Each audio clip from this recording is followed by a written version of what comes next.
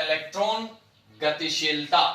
चूंकि आपको इलेक्ट्रिसिटी का हम एक एक पॉइंट बता रहे हैं, क्रमवार रूप से एक एक पॉइंट को आप देख रहे हैं, उसी कड़ी में कल हमने आपको बताया था धारा वाहक यानी करंट कैरियर्स, और आज उस कड़ी को आगे बढ़ाते हुए आज हम बता रहे हैं इलेक्ट्रॉन गतिशीलता, इलेक्ट्रॉन मोबिलिटी। इलेक्ट्रॉन गतिशीलता क्या है, इसका मतलब इसको साधारण भाषा में समझ लीजिए बाबू कि अगर आप एक बात हमको बताइए कि अगर ट्रक में ट्रक के इंजन को हटाकर मोटरसाइकिल के इंजन को लगा दिया जाए तो क्या वह उसे खींच पाएगा? यदि हम आपसे पूछें तो आपका निश्चित रूप से जवाब होगा कि सर वो नहीं खींच पाएगा, कारण कि उसकी क्षमता उस लोड को कैरियर करने के लायक नहीं है।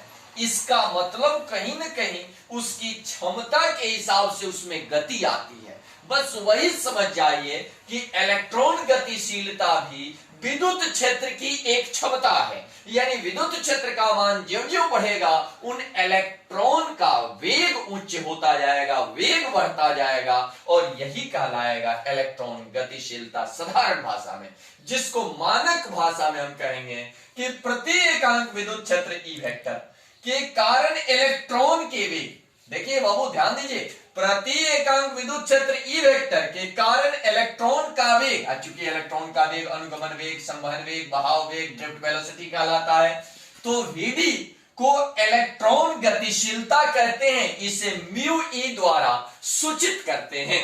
अंग्रेजी में कह सकते हैं कि the mobility of free electrons is defined as drift velocity of electrons per unit electric field, यानी यूं कह लीजिए कि विद्युत क्षेत्र का मान ज्यों-ज्यों बढ़ेगा इलेक्ट्रॉन की गति यानी इलेक्ट्रॉन का वेग बढ़ता चला जाएगा। अब ये मानक भाषा हो गया। अब इस मानक भाषा को हमने सिंपल भाषा में लिखा है। दूसरे शब्दों में हम कह सकते हैं कि अनुगमन वेग तथा विद्युत क्षेत्र के अनुपात को इलेक्ट्रॉन गतिशीलता कहते हैं। दूसरे शब्दों में हम कह सकते हैं कि अनुगमन वेग तथा विद्युत क्षेत्र के अनुपात को इलेक्ट्रॉन गतिशीलता कहते हैं। बाबू अब सूत्रबद्ध आप लोग कर सकते हैं, इलेक्ट्रॉन गतिशीलता बराबर अनुगमन वेग अनुपात विद्युत क्षेत्र। तो इलेक्ट्रॉन गतिशीलता को किससे इंडिकेट करते हैं? म्यू ई से। तो यहां कर दिए म्यू ई बराबर V drift ratio E vector. तो बाबू आपको अनुपात बताया है कि अनुपात ही भिन्न है, तो भी म्यू ई बराबर वी डी बटा ई वेक्टर। अब इसका मात्रक बनाएंगे तो कुछ नहीं, ऊपर वेग का मात्रक, नीचे विद्युत क्षेत्र का मात्रक बनाएंगे तो ये मात्रक आपके सामने है। आइए एक बार फिर इलेक्ट्रॉन गतिशीलता को समझते हैं। इलेक्ट्रॉन गतिशीलता का मतलब विद्युत क्षेत्र की क्षमता, और इलेक्ट्रॉन जब ज्यों-ज्यों बढ़ता जाएगा इलेक्ट्रॉन का वेग त्यों-त्यों बढ़ता जाएगा, और त्यों कहीं ना कहीं इलेक्ट्रॉन गतिशीलता विद्युत क्षेत्र तथा उसमें उपस्थित चालक में उपस्थित मुक्त इलेक्ट्रॉनों की गति का अनुपात होता है, जो आपको हमने परिभाषित किया है। उसके बाद अगला हमारा पॉइंट है धारा घनत्व, करंट डेंसिटी। बाबू धारा घनत्व, घनत्व शब्द का अर्थ डेंसिटी का मतलब, अगर हम पूछें कि भारत में सर्वाधिक जनसंख्या घनत्व है तो बिहार, सबसे कम जनसंख्या घनत्व है तो अरुणाचल प्रदेश। जनसंख्या घनत्व का मतलब हुआ कि प्रति वर्ग किलोमीटर में रहने वाले लोगों की संख्या, यानी एक तरफ क्षेत्रफल और दूसरे तरफ उसमें रहने वाले लोगों की संख्या, यानी कहीं ना कहीं घनत्व भी दो चीजों का, दो राशियों का अनुपात है, दो फिजिकल क्वांटिटियों का अनुपात है। तो वही प्रति एकांक अनुप्रस्थ काट के क्षेत्रफल एक क्वांटिटी ये हुआ, से गुजरने वाली धारा दूसरी क्वांटिटी हुआ, को धारा घनत्व कहते हैं। यानी धारा घनत्व जो होता है वो क्षेत्रफल और धारा का अनुपात होता है। अंग्रेजी में इसको कह सकते हैं कि current density is defined as the electron current per unit cross section area at any point of a conductor। दूसरे शब्दों में ये मानक लैंग्वेज है ये हम लोगों की अपनी भाषा में, अपनी यहाँ की भाषा में लिखा हुआ है कि हम दूसरे शब्दों में कह सकते हैं कि प्रवाहित धारा तथा चालक के अनुप्रस्थ काट के क्षेत्रफल के अनुपात को धारा घनत्व कहते हैं, जिसे जे द्वारा सूचित करते हैं। और ये जो आपने पढ़ा इतनी कहानी, इसको चित्रवत हमने यहाँ किया है कि ये चालक आपको पता है। कल्पना करो ये मार्कर चालक है, तो इसका ये भाग अनुप्रस्थ काट का क्षेत्रफल कहलाता है। तो ये अनुप्रस्थ काट का क्षेत्रफल क्रॉस सेक्शन एरिया, और ये चालक हो गया। और ये धारा का प्रवाह दिखा रहा है एरो, यानी धारा घनत्व। धारा का प्रवाह कल ही बताए थे, कहीं आप वेक्टर न समझने लगे, आपको बताया था कल ही। धारा घनत्व बराबर किन किन राशियों का ये अनुपात है? धारा अनुपात अनुप्रस्थ काट का क्षेत्रफल, यानी जे बराबर आई इंटू ए। तो जे बराबर आई बाई ए, इसका कलनीय रूप हो जाएगा, कलनीय रूप आई बराबर जे वेक्टर इंटू डीए, जहां डीए का अर्थ पहले से ही पता है आपको, क्षेत्रफल सदिश। अगर आपको याद नहीं आ रहा हो तो आप नीचे जाकर वीडियो में देख सकते हैं, उसमें क्षेत्रफल सदिश आपको समझाया गया है। यानी क्षेत्रफल सदिश को आइए एक बार हम स्मरण करा दें कि यानी किसी बंद पृष्ठ का एक छोटा सा भाग, तो यही current through a small area.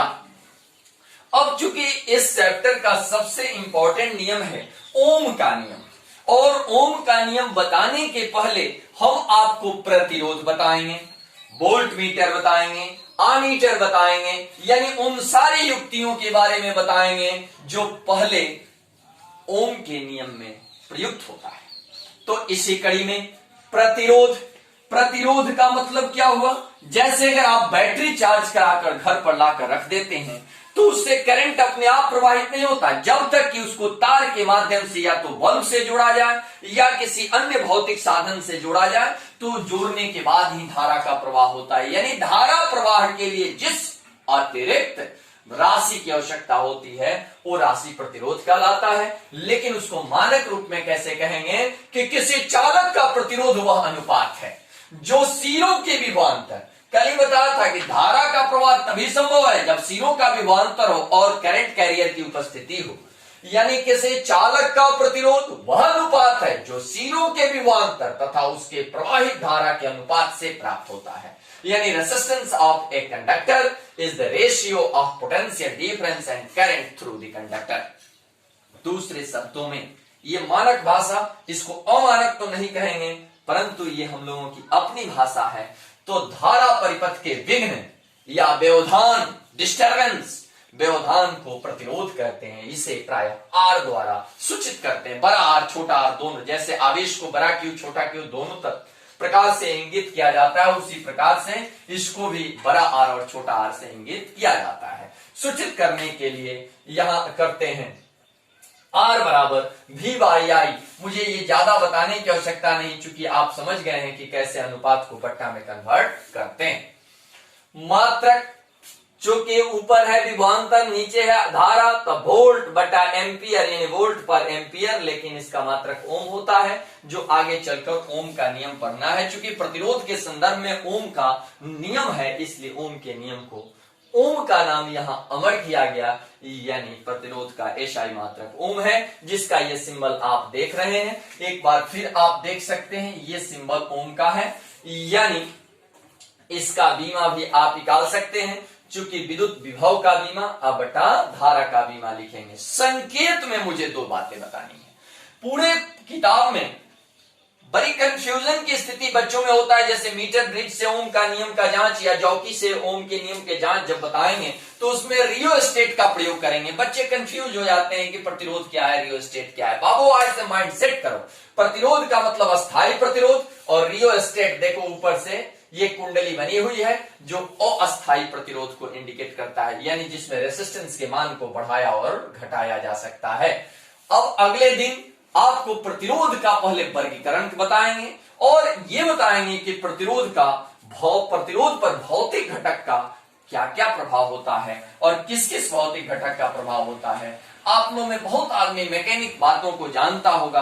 कल्पना कीजिए कि आप एक जनरेटर चला रहे हैं, जिसमें एक भी बल्ब नहीं है, परंतु उसके जो वाहक तार हैं उन तार से अगर 50 किलोमीटर लंबे तार में जोड़ दिया जाए, जबकि एक भी उसमें बल्ब या मरकरी या किसी अन्य अतिरिक्त प्रतिरोध को न जोड़ा जाए, तो उसकी लंबाई के कारण ही वो जनरेटर काम करना बंद कर देता है। इसका मतलब कि तार की लंबाई बढ़ने से प्रतिरोध का मान बढ़ता है। इसी तरीके की भौतिक राशियों का संबंध और विशिष्ट प्रतिरोध या प्रतिरोधकता आपको अगले वीडियो में, अगले सीरीज में